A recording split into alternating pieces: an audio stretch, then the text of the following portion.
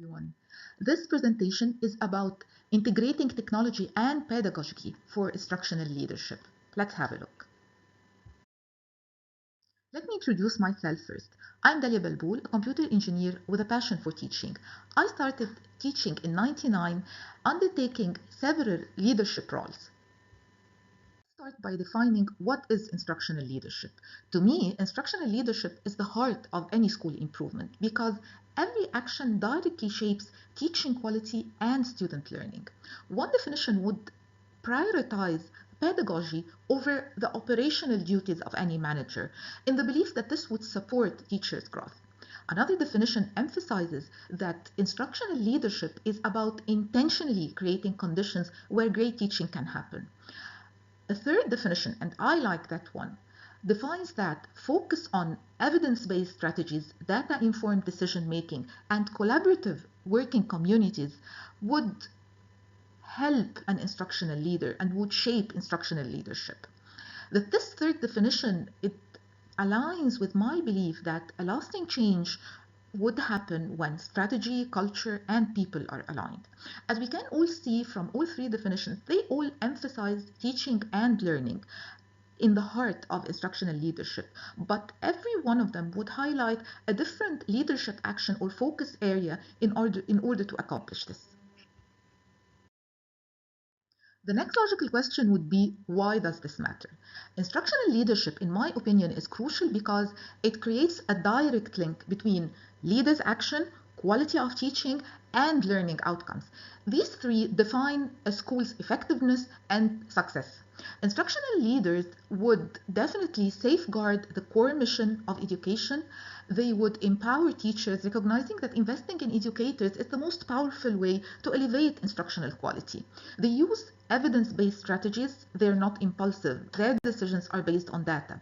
They also support equity, ensuring that every student, regardless of his background, circumstances, has access to meaningful, high quality learning opportunities. And finally, when instructional leadership is practiced effectively, it cultivates a very positive, inclusive school culture.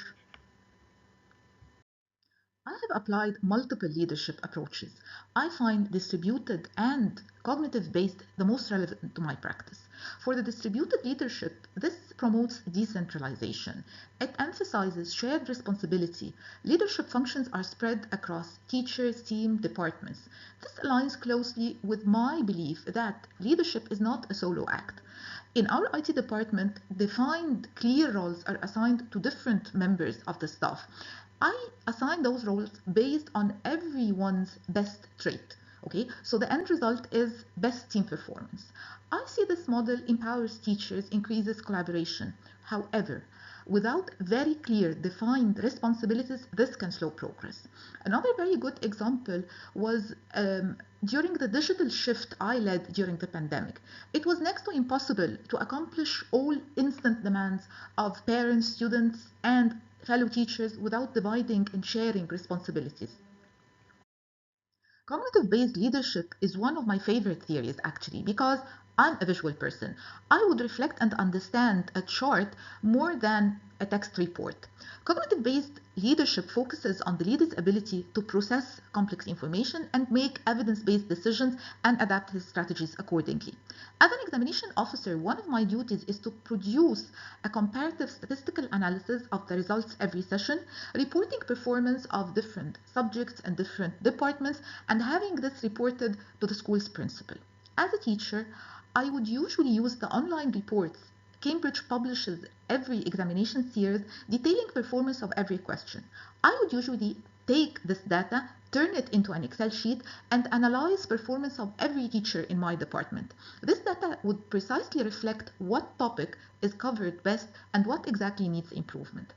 I have observed that by applying this model, I tend to make more precise decisions. However, the challenge is ensuring that these decisions remain people-centered and not purely would rely on numbers and data.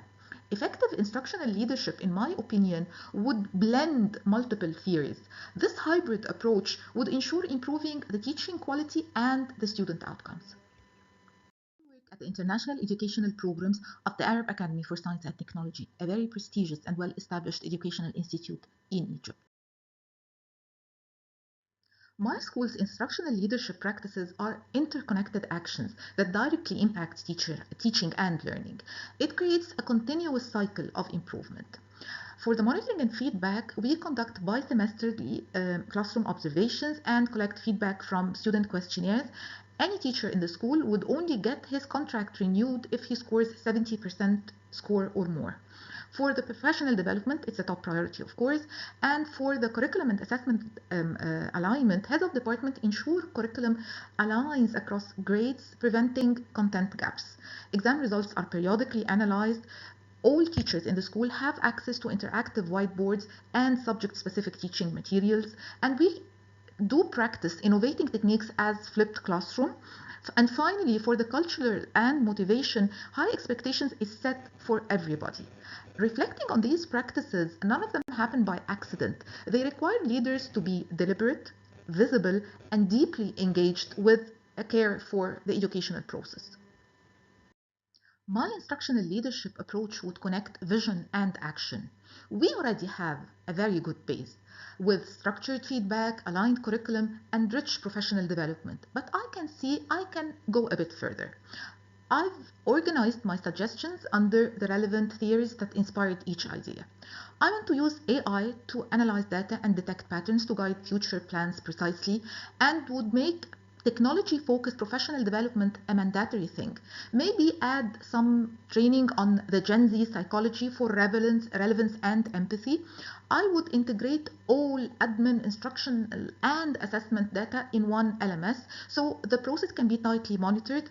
I want AR, VR, like merge cubes, assembler, for differentiated learning inside the classroom. We would celebrate Teacher of the Month, and for the higher grades, I believe e-books would offer a more flexible solution.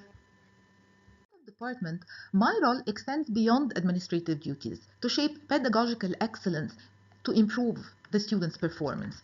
I conducted a critical analysis where I pinpointed two areas that needs immediate action for improvement. To begin with, I observed that although we all follow a standardized curriculum, the implementation for different teachers is not the same among different classes. This is one thing.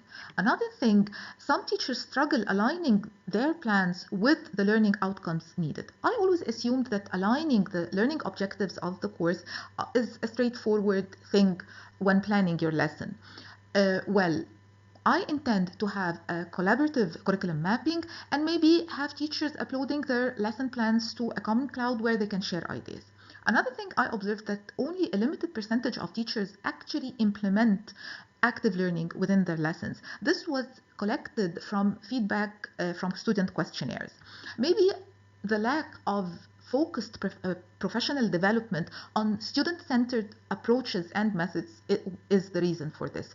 I intend to have pedagogy labs and have more experienced teachers maybe guiding and mentoring less experienced ones. Challenges as a chance to build trust. Resistance to change is rarely about the change itself, but often about trust and clarity. Involve people. Another thing is the balance between administrative demands and instructional priorities. Delegating tasks to others is a solution. It does not only build trust, but also empowers others to lead. Learning how to use data meaningfully shifts it from being a report to being a roadmap. High expectations should be set to everybody, teachers, students, but backed up with motivation. And finally, the technology integration. This only works when pedagogy is in focus. It has to be aligned with a curriculum or assessment needed for relevance. This is one thing. Differentiated technical support based on the needs of the teachers or the students is a must. Having a plan B when you integrate technology into your classroom makes you feel secure. And be selective. Technology trends are so fast. Include what aligns with learning goals and ensure that you add value, not distraction. Currently, I lead with data-informed decision-making, balancing inspirations with clear instructional directions. I foster collaboration and inclusive culture. However, this research has inspired me to try new ideas. I see growth in group lesson planning. Applying AI-driven analysis, I should try this one for sharper insight. I should tailor leadership strategies to fit different school context, whether during a change or during crisis, as what happened during the pandemic. Digital backup and having a plan B at all times for the entire instructional process is a must. I'll also place a greater focus on supporting special educational needs learners, ensuring every decision drives meaningful and equitable learning outcomes for them. Thank you.